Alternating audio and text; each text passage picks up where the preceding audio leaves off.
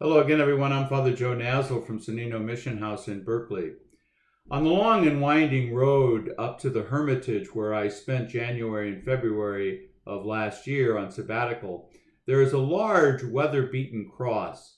It isn't planted in the ground as if it were one of the stations on the steep climb up the hill.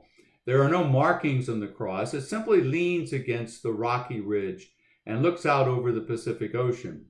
I often stopped at that cross during the weeks I lived there, partly because I needed to catch my breath, but also because it reminded me of the makeshift memorials along highways and byways that mark places where someone has died.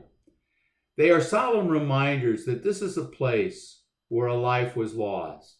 These crosses often bear the name of the one who died and the date of the accident, are often surrounded by flowers and maybe symbols or a memento of the person's life. When I lived in Liberty, a child was hit by a car and killed near a place where I often walked, and the sign near the cross at the crest of the hill said in very bold letters, "Slow down," because this marked the place where a child died because someone was in a hurry. As Holy Week begins this year, makeshift memorials have sprouted outside Asian-owned businesses in Atlanta and outside a supermarket in Boulder to honor those who have died not because of an accident, but because someone with a semi-automatic weapon unleashed terror and death. The simple act of going to a grocery store to pick up a few items for supper, or standing in line at the pharmacy to fill a prescription, or receive the COVID-19 vaccine turned deadly. 18 people died in those two acts of senseless violence in Atlanta and Boulder. In the pall of the pandemic that has claimed millions of lives around the world, and in the slaughter of innocent people in these senseless acts of violence, we begin Holy Week. As crosses and flowers mark the places where innocent blood was shed, we remember the dead, and we stand in solidarity with those who mourn. And maybe, just maybe, this time we commit ourselves to actions that will stop this cycle of violence.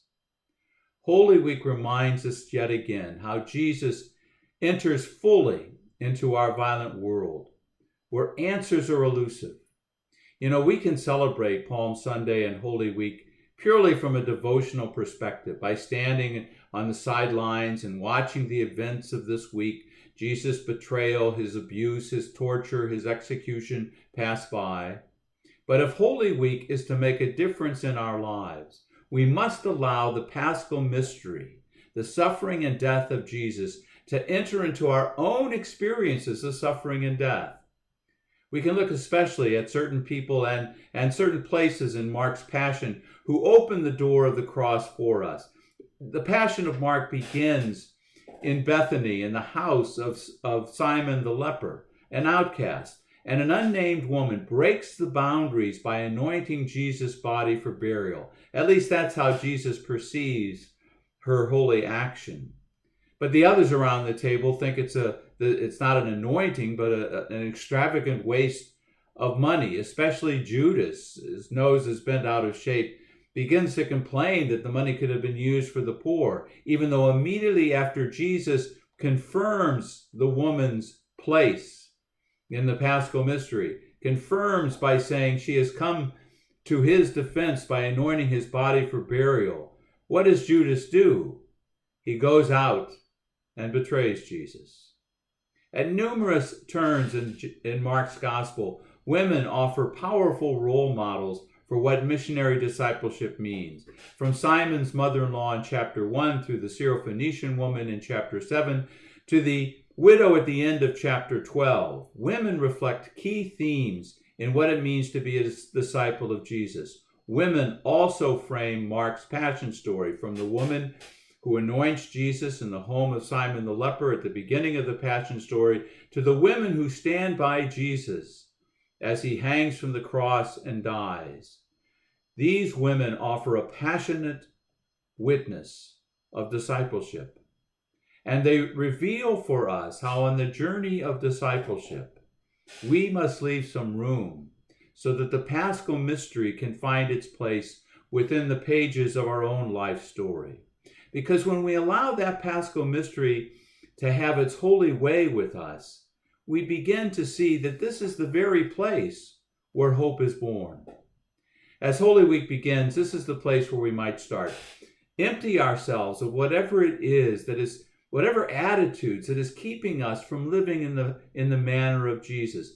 Our attitude must be Christ, Paul says in the second reading in the famous Philippian hymn, that Jesus did not deem equality with God something to be grasped, but rather he emptied himself, he opened himself, going so far as to taking on human likeness, taking on the role of a slave, and going to the point of death on the cross.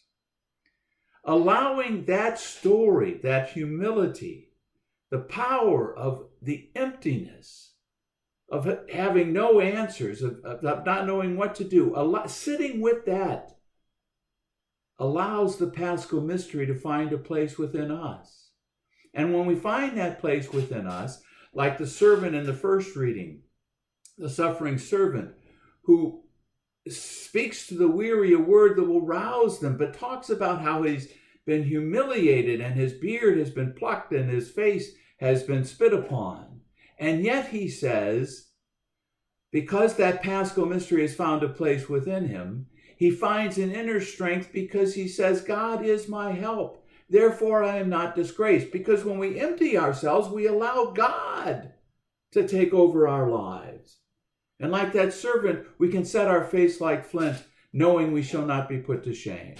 We have seen this Paschal mystery etched on the faces of those who have survived tragedies of every sort without yielding to despair. We've heard this Paschal mystery of faith proclaimed in the voices of those who suffered, who say to us, I never would have made it through without my faith. We have felt this Paschal mystery in the embrace of those who've come to be with us in our pain and our loss. They come not with answers or explanations or pious predictions that things are going to get better. No, they come with their real presence because they know they have found that place of the Paschal mystery within their own lives. They have tasted their own tears. They know their own fears.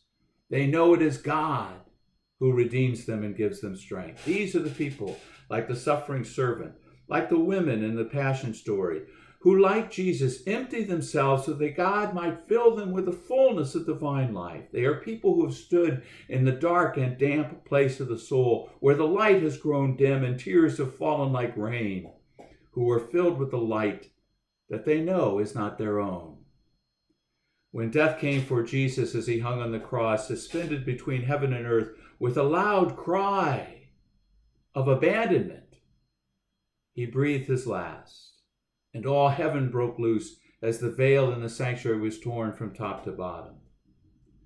I invite us to enter this week, to let the suffering and death of Jesus to find a place within our own lives by making some space within our schedule and opening that sacred space within us to allow the tragic events of what's happening in the world and the tragic events of Jesus' last days to seep deep within our souls.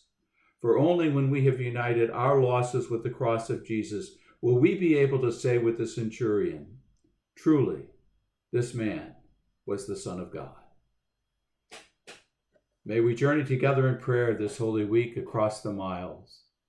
Blessings to you and your family. Stay safe as we continue to meet in prayer.